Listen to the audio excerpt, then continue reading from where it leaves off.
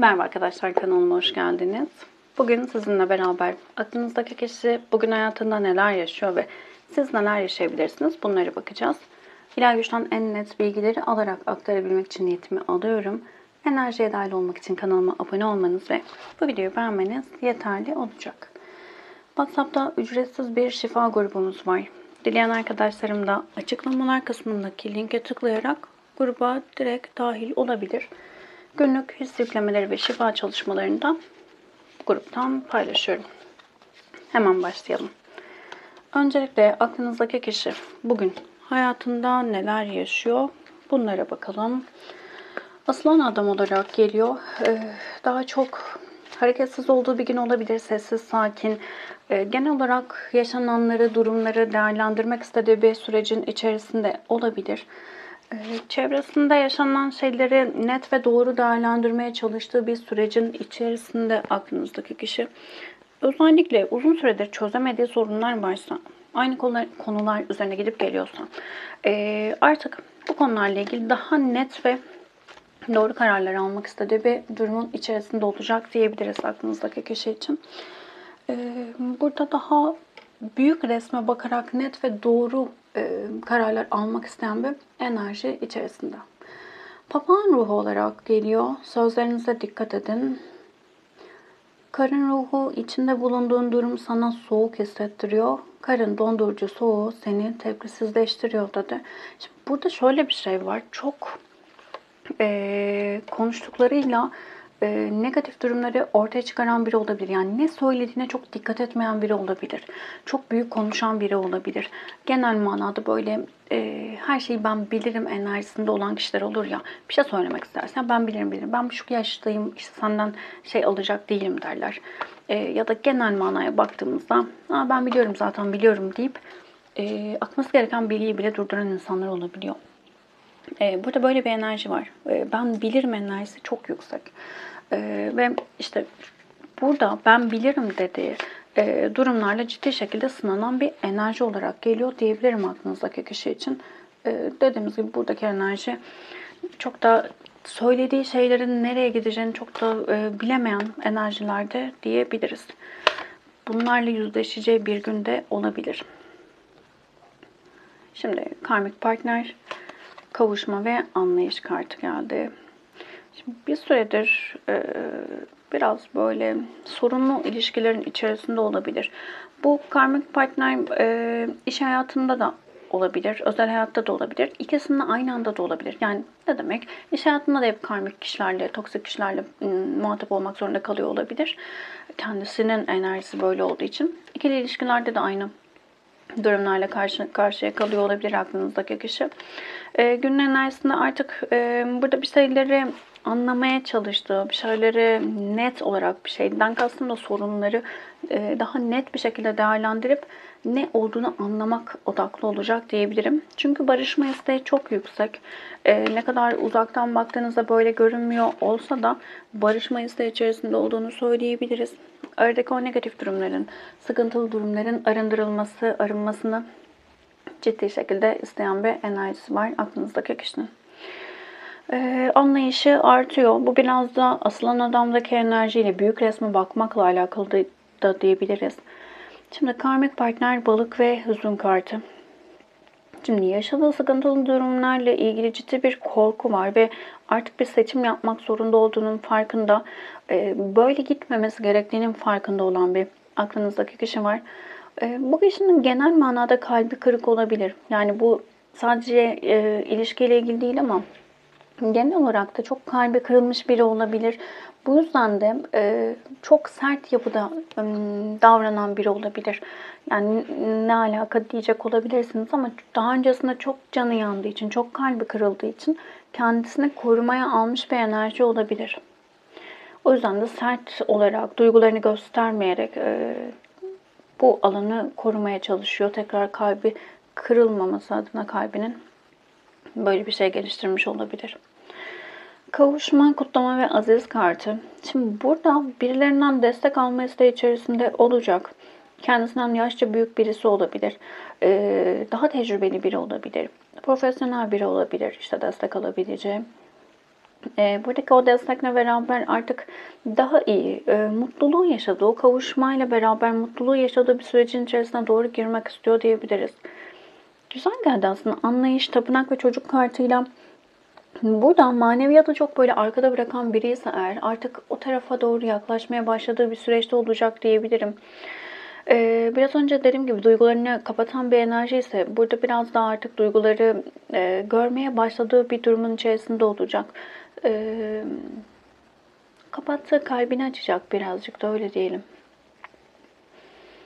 Burayı sevdim ama şöyle bir durum var. Karmik durumlar olduğu için ya bu illa işte karmadan bahsetmiyor olabiliriz burada. Ee, Yani insanlar ilişki tanımlaması tecrübelerine göre oluşuyor. Ve buradaki o durumda bir kişinin genel olarak kodlaması ilişkilerle ilgili işte şey gibi kavganın, gürültünün olması, işte kıskançlık. Evet belki herkes şey diyebilir ya herkes kıskanılmak ister. Evet herkes kıskanılmak isteyebilir belki ama ya da birçok kişi isteyebilir ama şimdi buradaki o kıskançlık ne diyeyim çok böyle hafif olarak da olabilir. Bazı insanlar bu alanı kıskançlık kavgaları olmadan tatmin olmuyorlar öyle söyleyeyim. İşte oradaki o negatif durumu güzel bir görmek gerekiyor. Bazı insanlar kavgadan beslenir. İşte buradaki bazı insan tanımı şundan kaynaklı. Kendi bilinçaltındaki kodlamalarından kaynaklı insanların. Burada birazcık böyle bir durum var. Yani huzuru, sevgiyi çok bilen bir enerji değil. O yüzden daha çok bildiği enerjilere doğru akan bir yapısı var.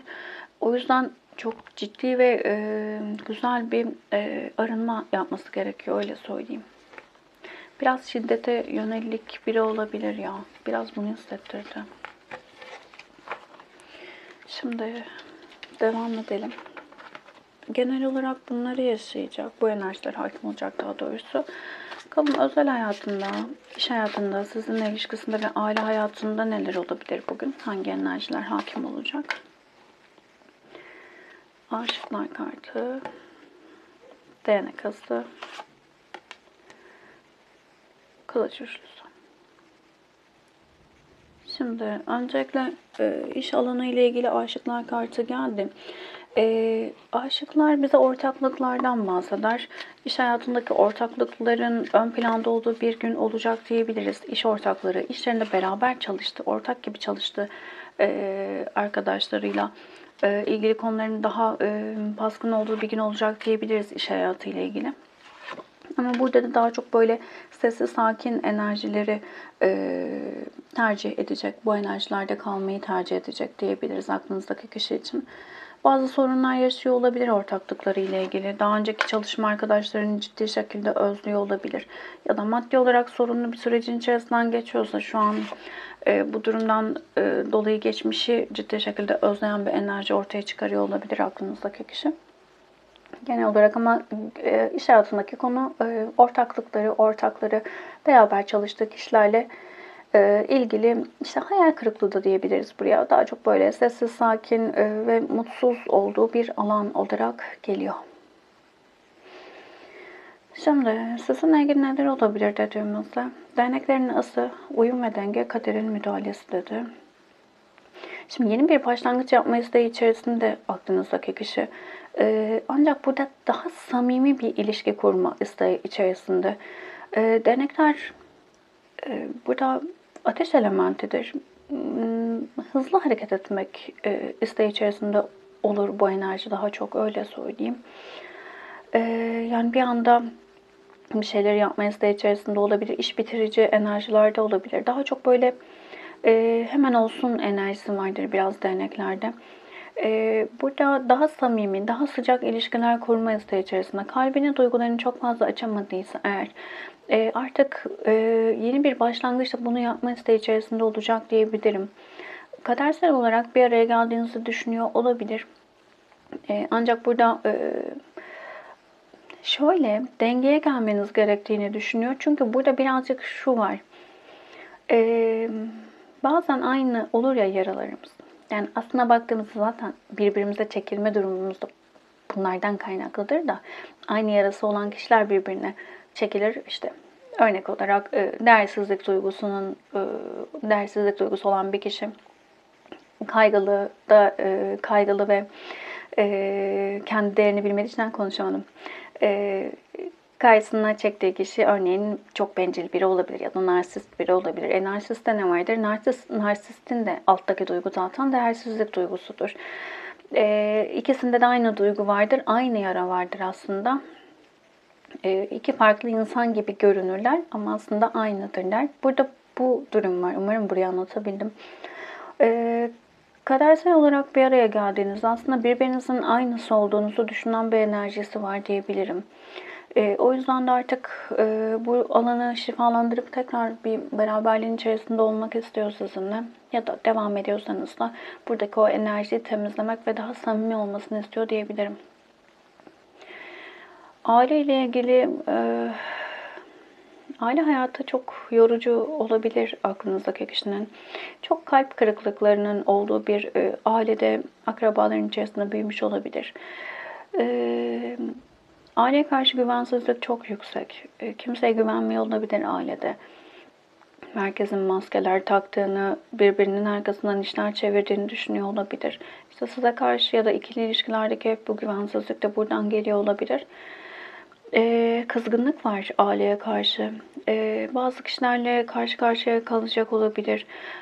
Güvenle ilgili sınanacak olabilir tekrar. Başkalarının yalanlarını yakalayacak olabilir. Birçoğu için aile tarafı acı ya, öyle diyeyim. Sevmedim burayı. Konuların hatırlanması ya da tekrar gündeme gelmesi olası diyebiliriz. Şimdi onun enerjileri bu şekilde. Ya karşınızdaki kişi çok böyle kötü diyelim. Yani kötü demek ne kadar şey ama aileyle sınandığı bir durumun içerisinde kalmış olabilir çocukluğundan itibaren. Şimdi bakalım sizin enerjilerinize. Yıldız kartı. Baykuş ruh olarak geliyorsunuz. Şimdi açıkça görüyorsunuz dedi. Eşek metaforu olarak duygularının farkında olmayan, her işe düşünmeden atılan, kıt anlayışta olan, fark edemeyen. Şimdi günün enerjisinde aslında sistem size çok net diyor ki artık görmeye başladığım bir süreçtesin. Sizin bugün karmalarla ilgili birçok şeyi fark ettiğiniz bir gün olabilir, karmalarınızla ilgili. Ya da farklı bir durum olarak yıldız karmadan da bahseder bize. Farklı bir durum olarak da kendi değerinizin farkında olmayan biri olabilirsiniz.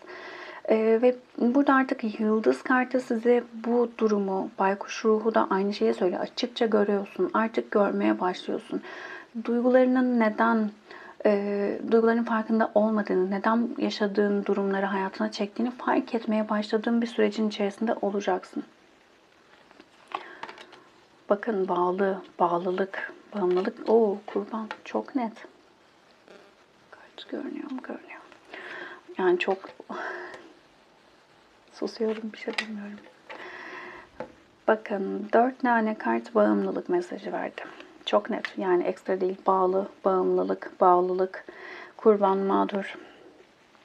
Şimdi günün enerjisinde daha çok karmalarla hayat ağacı, bakın hayat ağacı geldi. Of. Karmalarınızın farkına varmaya başladığınız bir süreçte olabilirsiniz. Ne kadar güzel bir kart değil mi? Çok takıldım. Şimdi baykuş kartı, baykuş daha doğrusu, bilmiyorum herkes için geçerli ama benim için mesela korku verici bir şey normalde. Ama bu karta da baktığımızda o kadar güzel bir resim ki. Yani burada şunu söylemek istiyorum. Buradaki enerji aslında bazen kötü gibi gördüğümüz, ki çoğu zaman öyledir de, kötü gibi gördüğümüz şeyler ya da korkutucu gibi gördüğümüz şeyler aslında öyle değildir. Burada da böyle bir enerji var. Hayatınızda yaşadığınız şeyleri daha çok böyle iyi kötü diye etiketlemiş olabilirsiniz. Altında yatan sebep ne diye sorgulamamış olabilirsiniz. Şimdi burada çok büyük bir bağımlılık enerjisi var. Çok büyük. Hatta bu atalardan gelen bir durum olma ihtimali çok yüksek. Çünkü hayat ağacı da geldi. Köklerle alakalı. Bakın hayat ağacı, bağımlılık ve bağlı. Şimdi burada o kadar büyük bir karanlık enerji var ki ve bu enerji sürekli aynı şekilde devam ediyor. Kendinize hemen birilerine bağlanıyor olabilirsiniz. Hemen aşık oluyor olabilirsiniz. Hemen duygularınız çok artabilir. Herkes her şeyi yapma isteği içerisinde olabilirsiniz. Bağlılıkla beraber burada en ufacık şeyde bile hemen bağlanıp hayatınızın merkezine birilerini yerleştiriyor olabilirsiniz. Bakın bu ikili ilişkide de olur, arkadaşta da olur ve hepsinden de yer alırsınız. Kurban, mağdur enerjisi zaten geldi. Şimdi burada kurban olarak da hissediyor olabilirsiniz ama bu kurbanın öncesinde kurtarıcılık rolü var. Kurtarıcıyla beraber, şimdi ben her şeyi yaptım, herkes için her şeyi yaptım ama bak benim başıma neler geldi. Kurtarmaya çalıştığınız noktada, kendinizi kurtarıcı olarak gördüğünüz noktada kurban olduğunuzun farkına varmaya başlarsınız zaten yavaş yavaş. Burada da böyle bir enerji var. Özellikle ikili ilişkilerde, aşk, sevgi konularında bağlılık hissettiğiniz kişilerle hep yollarınız ayrılıyor olabilir. Hep bir uzaklaşma. Uzak kişileri seçiyor olabilirsiniz. Fiziksel olarak bahsediyorum. İşte örneğin siz İzmir'desinizdir, İstanbul'dan biriyle görüşüyorsunuzdur ya da İstanbul'dasınızdır, Aydın'dan biriyle görüşüyorsunuzdur gibi yani öyle söyleyeyim fiziki olarak uzaklık. Ya da hep ilişkiler böyle başlıyordur ama daha sonrasında hemen böyle bıçak gibi kesiliyordur. Bazen anlamıyorsunuzdur bile ne olduğunu. Şimdi burada hemen bağlanmayla ilgili, bağlılıkla ilgili çok ciddi bir karmik durumunuz olabilir. Burayı şifalandırmanız gerekiyor. Kurban olduğunuzu düşünüp buna sığınıyor olabilirsiniz. Yılan kartıyla beraber hep başkalarının ilişkilerinizi bozduğunu, hep başkalarının suçlu olduğunu sürekli kendinize söylüyor olabilirsiniz. Ama iyileşmek için kendi içinize dönmelisiniz. O yüzden burası çok çok önemli. Diyeceksiniz ki hep bu var ya da var olabilecek bir şeyden bahsediyorsunuz. Evet ama buradaki mesajı şöyle almak gerekiyor. Bak bu alanı artık görmek zorundasın. Kendi değerinin farkına varmak zorundasın. Neden zorundasın?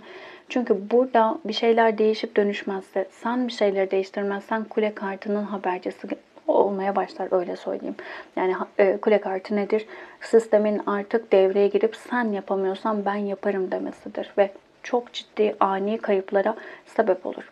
Hayatınızdan bir kişi çıkar, bir duygu ya da bir inançla ilgili ciddi bir sarsıntı yaşarsınız. İşte birine çok güveniyorsunuzdur, oradan bir yer alırsınız, görürsünüz gibi vesaire vesaire bir sürü şey olabilir. Ama en önemlisi bilinmesi gereken acı verici olma ihtimali çok çok yüksek bir durumdur. Sistem diyor ki artık açıkça görmeye başlamalısın, kendi değerini görmelisin, kimseye bağlı olmadığını, bağımlılık çalıştırmaman gerektiğini, yeterince güce, güzelliğe, yakışıklılığa, her şeye sahip olduğunu hatırlamalısın.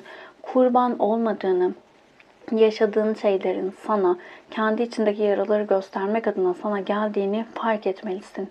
Bakman gereken başkaları değil, kendinsin. Umarım bunu yapabiliriz. Öyle diyeyim. Şimdi ne yapalım? Çok ağır geldi. En net neyi duymanız gerekir? Bunu soralım. 1, 2 ve 3 olarak kart seçin. Bu alanda daha net görebilmek adına neyi bilmelisiniz? Değer konusuna çok dikkat etmeniz gerekiyor.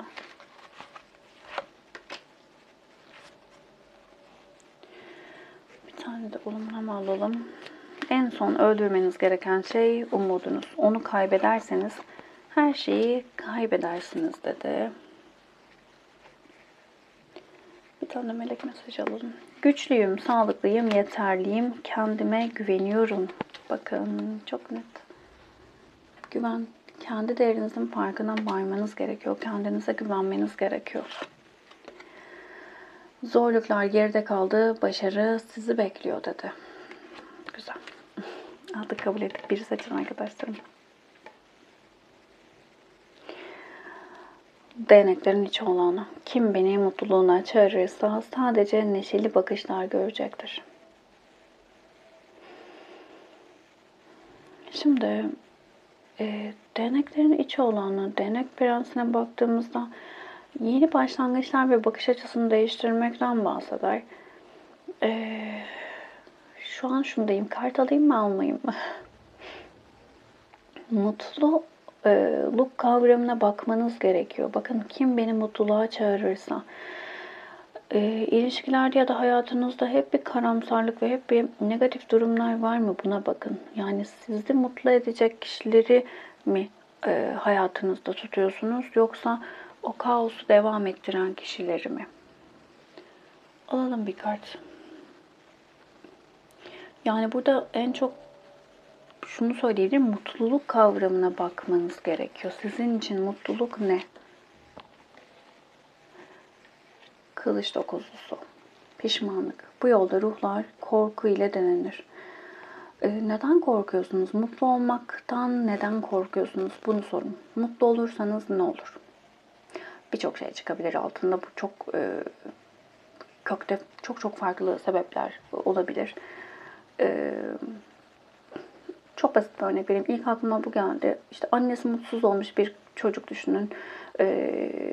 Annesinin duygusuyla kendini bir tutar ve büyüdüğünde de annem gibi olmalıyım, annemin acısını paylaşmalıyım der ve mutlu olacağı kişileri değil, annesi gibi mutsuz olacağı kişileri hayatına alır gibi, örnek olarak. Herkes için değişecek burası. Çok genel bir alan çünkü. Mutlu olmaktan neden korkuyorsunuz? Buna bakın. Değneklerden gidiyoruz. İkiye saçın arkadaşlarım. Değneklerin padişahı. Amacına ulaştığında ve güzellikler yaşadığında kutla. Değnek padişahı, değnek kralı sıcak, dürüst yaklaşımlardan ve bilgelikten bahseder bize. Burada diyor ya, güzellikler yaşadığında kutla. Yaptığınız şeylerden dolayı ya da kendinizi onurlandırıyor musunuz? Doğru cümle bu sanırım. Doğru soru. Kendinizi onurlandırıyor musunuz? İşte iş hayatındaki başarınız ya da işte okul hayatındaki başarınız, hayattaki başarınızla ilgili kendinizi onurlandırıyor musunuz? Ekstra müthiş bir şeylere gerek yok. Bir yemek mi yaptınız? O yemek çok mu güzel oldu? Onurlandırıyor musunuz kendinizi? Ya da işte çok güzel resim yapıyorsunuzdur.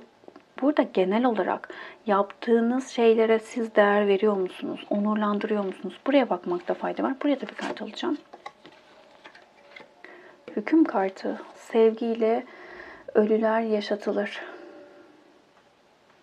Ya burada sevgi eksikliği çok yüksek. Kendinizi de sevmiyor olabilirsiniz. Yani genel olarak.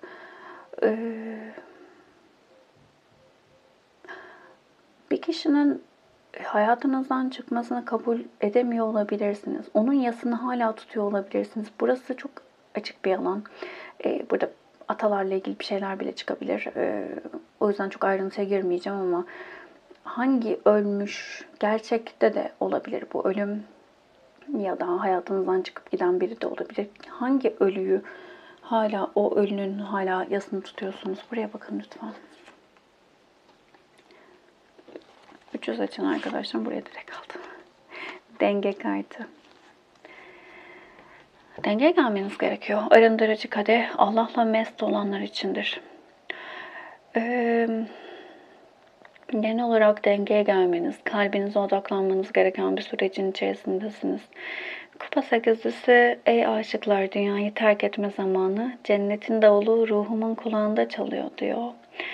Kupa sekizlisi arkaya dönüp gitmek zorunda kalmaktır. Zorundalıklar, bunlara odaklanabilirsiniz. Neyi bırakmak zorunda kaldınız? Ve hala oradasınız. Aslında kalbiniz, ruhunuz hala orada. Nereye takıldınız? Buraya bakmalısınız. Yaşayamadığınız hangi durumun yasını tutuyorsunuz siz de? Burada da böyle bir durum olabilir.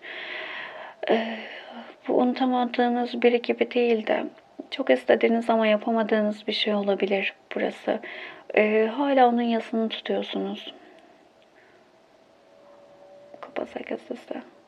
Hangi alanda çok ciddi bir hayal kırıklığı yaşadınız? Emin olun, hayal kırıklığı ya da biten durumlarla ilgili daha böyle realist bir yaklaşımda bulunduğunuzda şunu diyeceksinizdir hayatınızda. Ya tamam böyle oldu ama bak zaten bu ilişkide şu vardı. İşte mesela işle ilgili. Ya iyi ki de böyle olmuş ki işte hayatım şöyle evrildi, böyle çevrildi vesaire vesaire.